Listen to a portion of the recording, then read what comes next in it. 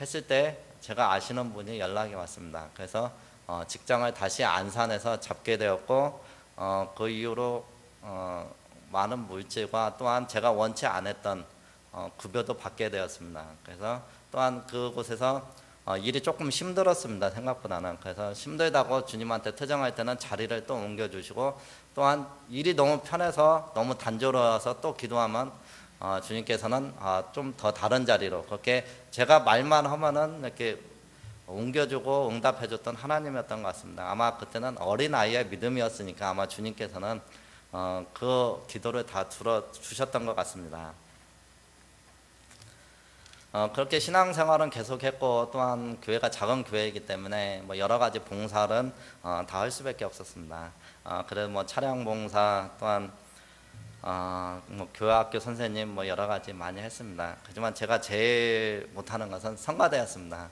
성가대는 제가 한 달 만에 쫓겨났습니다. 그래서 제가 이거를 잘 못합니다. 아주.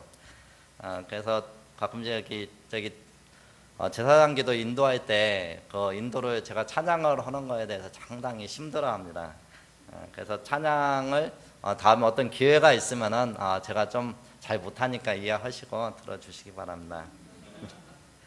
다른 봉사는 제가 다 해봤지만은 성가대만큼은 제가 좀 못하고 쫓겨나는 경험이 있기 때문에요. 제 삶에 제일 큰 고난이 왔던 것은 2005년 3월 25일입니다. 이 날짜는 제가 잊어버릴 수 없는 날짜인 것 같습니다.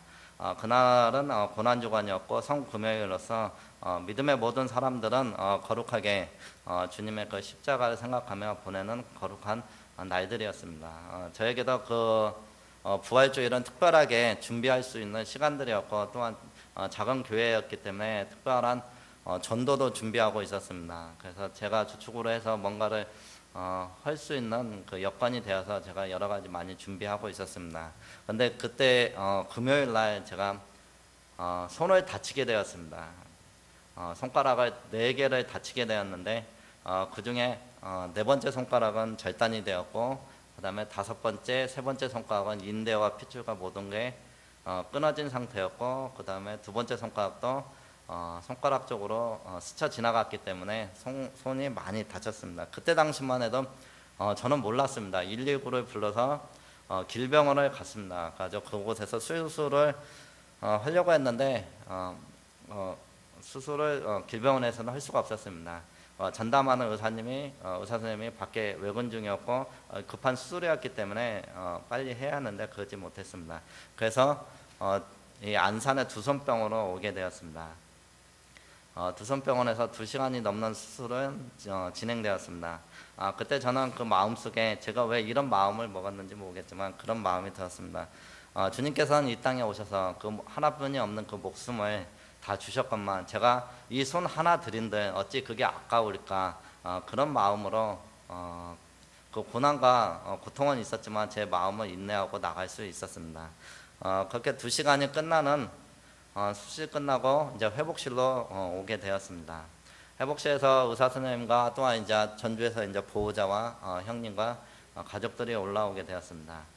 그래서 이제 옆에 저는 이제 잠깐 잠이 들었던 것 같습니다. 그래서 잠이 깨서 그 의사 선생님과 어머님과 얘기하는 것을 들었습니다. 손이 상당히 많이 다쳐서 어떻게 될지 모르겠다라고 얘기를 했습니다.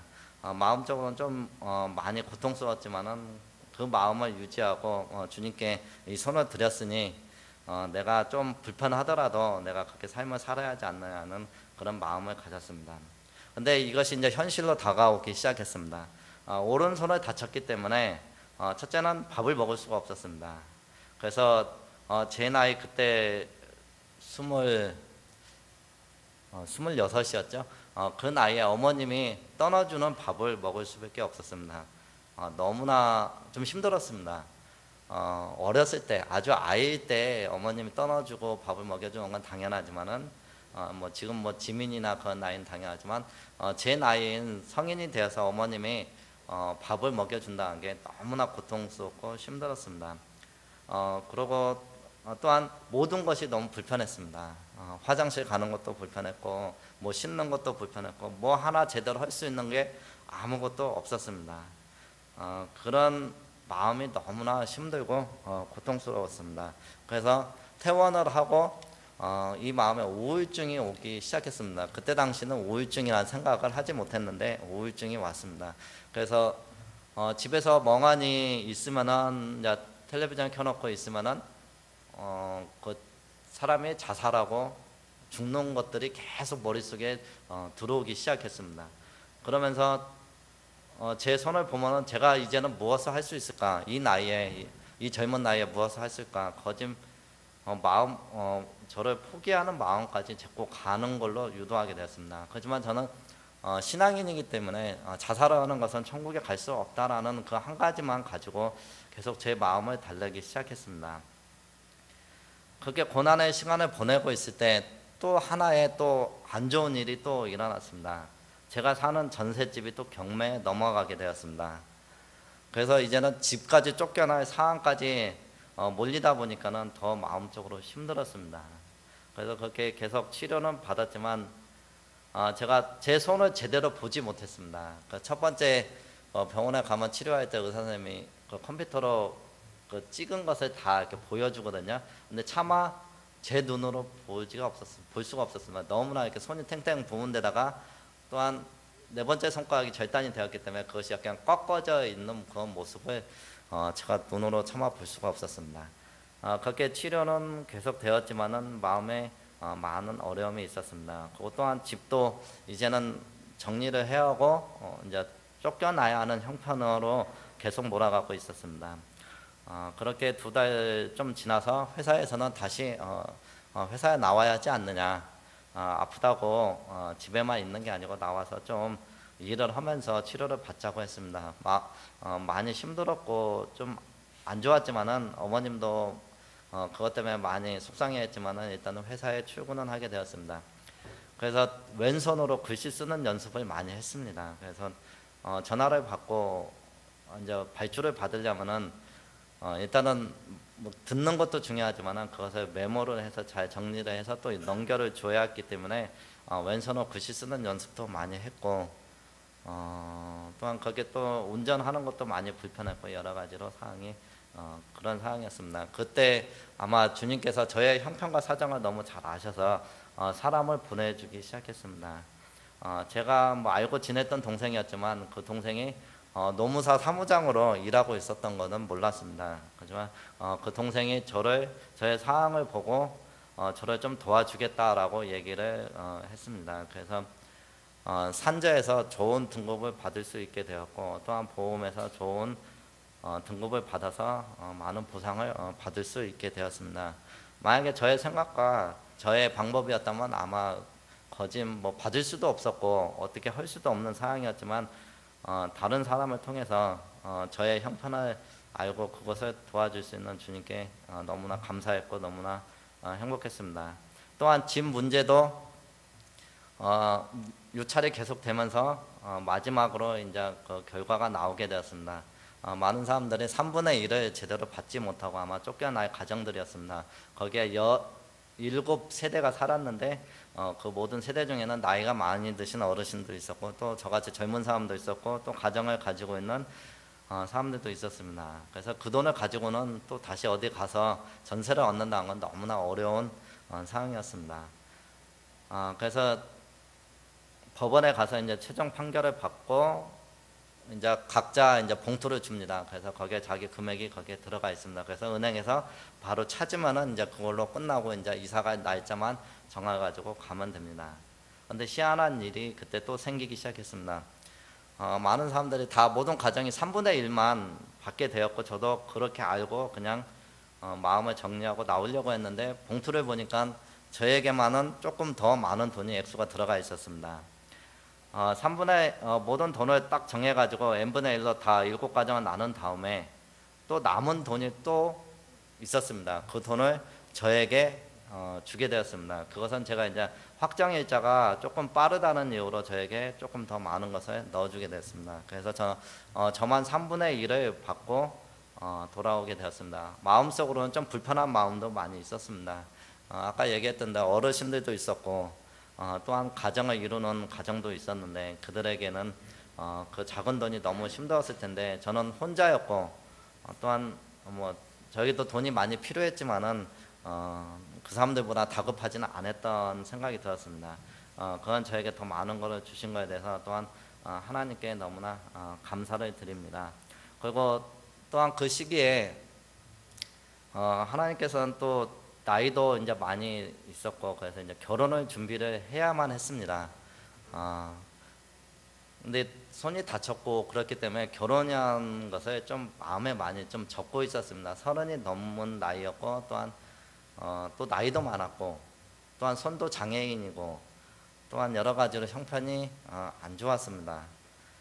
근데 저에게 그런 저에게 예전에 동산교회에 다녔던 집사님을 통해서 결혼 만남학교라는 곳을 그 전에 알고 있었는데 그 수년 동안 전혀 잊어버리고 있는 상황에서 연락이 왔습니다. 그래서 결혼 만남학교에 나오지 않겠느냐고. 그래서 원장님하고 상담을 하고 내가 이런 장애를 가지고 있고 이렇게 어려움이 있습니다. 그런 저에게도 어떻게 기회가 될까요? 얘기했을 때 그건 전혀 관계가 없다고 얘기를 했고 그래서 한번 교육을 받고 해보자고 해서 열심히 다녔던 것 같습니다. 그래서 지금의 최상경 집사님을 만나게 됐고 또한 아이들 둘을 낳고 행복하게 잘 살고 있습니다. 이 모든 것들이 하나님이 순간순간 도와주지 않았더라면은 또한 제가 하나님을 몰랐다면은 어떤 상황으로 됐을까라는 생각을 많이 해봅니다. 그렇게 이제 신앙생활을 하면서 2010년도가 다가왔습니다. 그래서 2010년도에는 예전에 저희 교회가 번호동에 있다가 시흥으로 이사를 갔습니다. 저 시흥 시청 앞에 동아아파트로 걸로 옮기게 되었는데 그 교회에 간 지도 벌써 한 3, 4년이 넘은 시기였습니다. 그래서 옮기기 전에 생각을 했습니다. 한 3, 4년만 거기 다니고 거리가 머니까 가까운 교회로 섬기자 그런 마음으로 그곳에 갔고 또한 거기서 섬기며 열심히 봉사를 했습니다. 그렇게 2010년이 되는 해에 이제는 교회를 옮겨야겠다라는 생각을 했습니다. 그래서 어디로 옮길 것인가 어떻게 할 것인가 그래서 그 결혼 만남학교에 그 원장님을 만나 상담을 받았습니다. 그래서 동산교회도 생각해보고 꿈의교회 그 다음에 뭐 중앙교회 또한 인천의 여러 가지 많은 교회들을 생각해 보았습니다. 또 저희 교단이었던 시원성교회 또 생각을 해보았습니다. 그렇지만 제가 맡고 있었던 부분들이 너무 많이 있었기 때문에 쉽게 마음에 결정하기가 너무나 어려웠습니다. 그래서 일단은 그 수면 밑으로 눌러놓고 다시 1년을 지내게 되었습니다. 그렇게 1년이 지나고 2011년 봄이 되었습니다.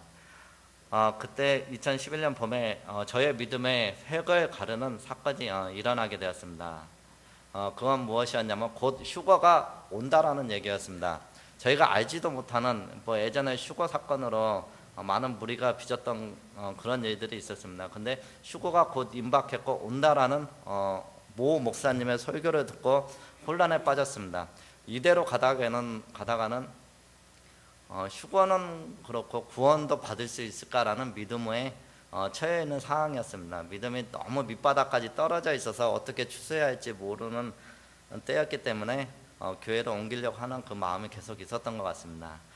그래서 토마스 주남의 천국은 확실히 있다든가 그 다음에 표 뭐 여러 가지 인터넷상에 나와 있는 것들 여러 가지를 보게 되었습니다.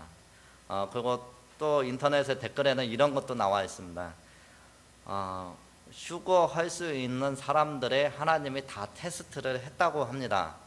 그러면은 나는 어떻게 되는 건가? 나의 믿음은 어떻게 되고 우리 가족의 믿음은 어떻게 되나? 이대로 가다가는 안 되겠다는 너무나 긴박한 마음이 생겼습니다. 그래서 다시 한번 결혼 만남학교에 그 집사님과 다시 한번 상담을 했습니다.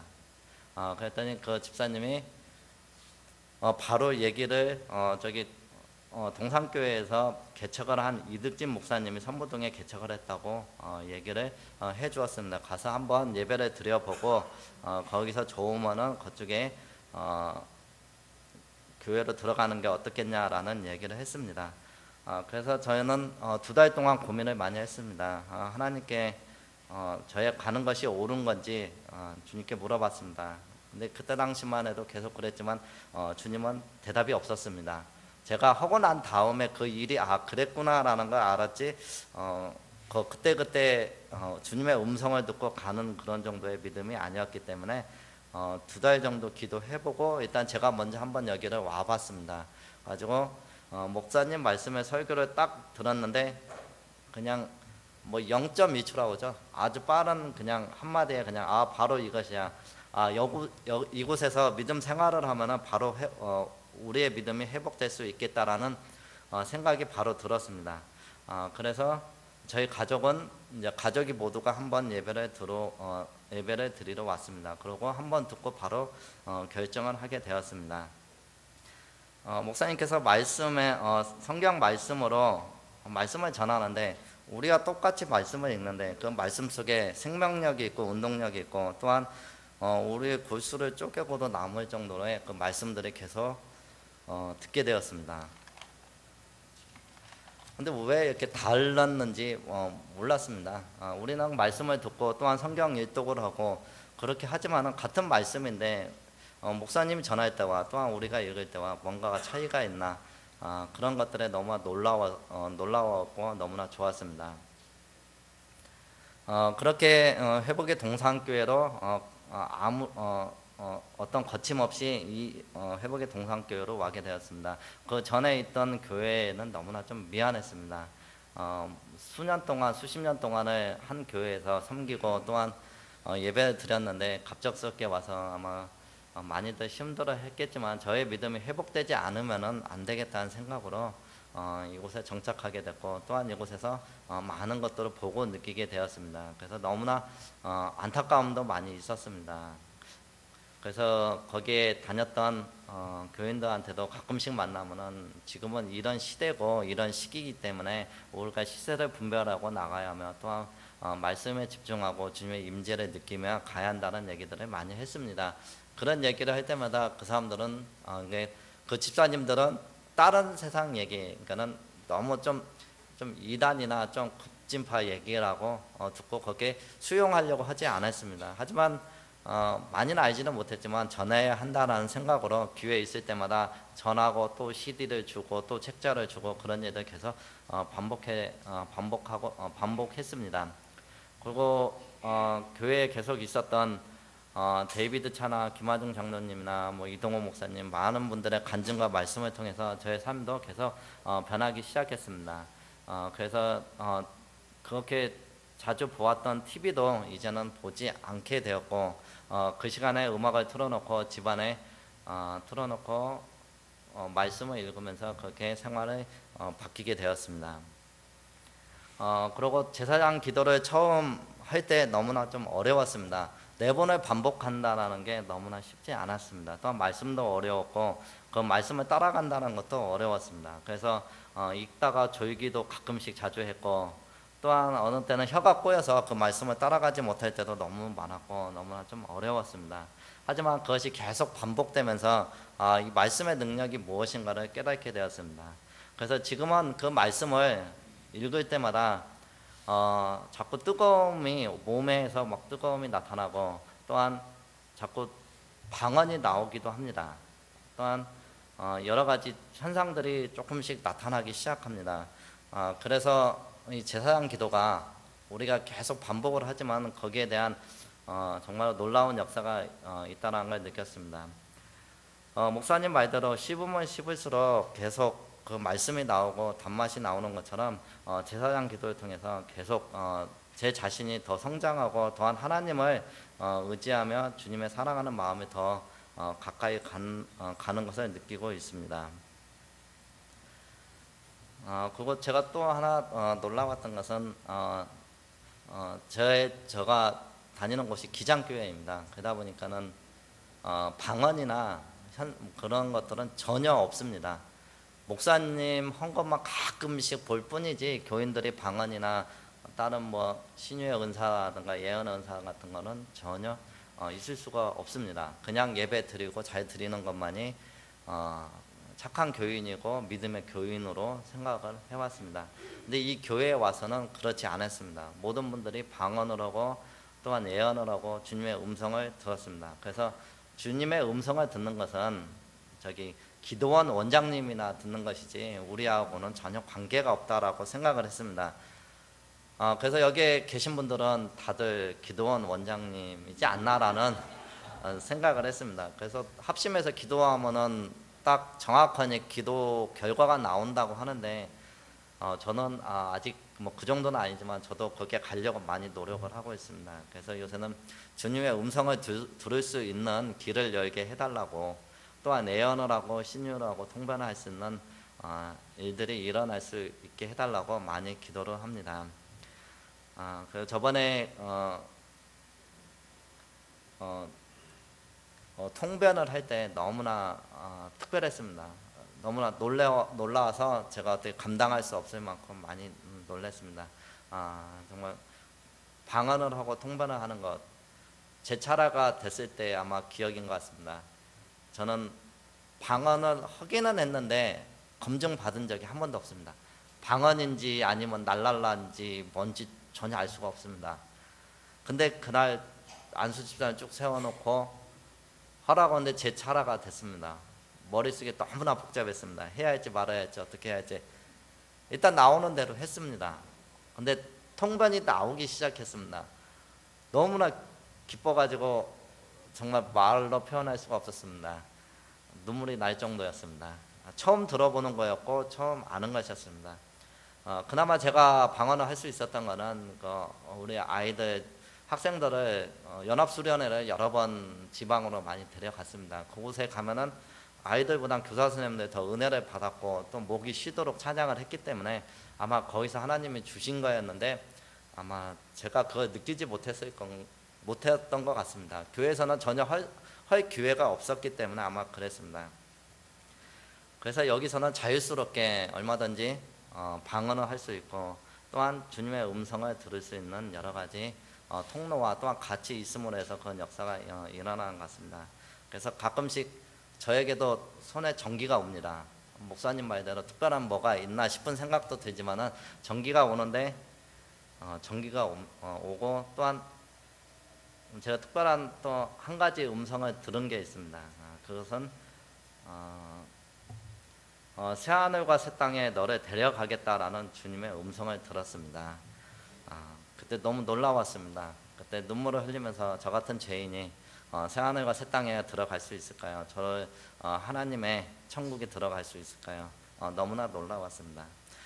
이곳에 생활을 하면서 아직 2년이 채 안 됐지만 그런 놀라움에 한 가지 접하고 있습니다. 그러면서 주님의 사랑이 또한 주님의 자녀에게 주시고자 하는 많은 것들이 있다라는 것, 또한 우리가 매여 있어서 그것을 풀지 못하고 있다라는 것들을 느끼게 되었습니다.